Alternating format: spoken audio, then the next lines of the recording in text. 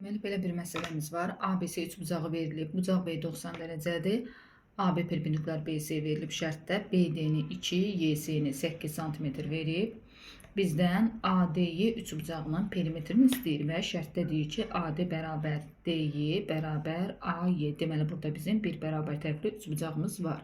Bərabər tərəfli üçbucağın bir bucağı 60 dərəcə olduğu üçün bucaqlarımızı qeyd eləyərik. A, B, C üçbucağında A bucağı 60 dərəcədirsə, C bucağı olur 30 dərəcə. Düzbucaqlı üçbucaqda bilirik ki, 30 dərəcəli bucaq qarşısındakı katet hipotenuzun yarısına bərabərdir. Yəni, buradan AB bərabərdir AC böl 2.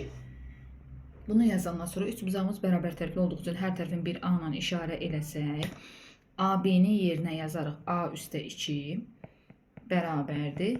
AC-ni yerinə yazaraq A üstə 8 böl 2. Tənliyimizi həll eləyək. 2A üstə 4 bərabərdir A üstə 8-ə. Məhsul məlum. 2A çıx A bərabərdir 8 çıx 4. A bərabərdir 4.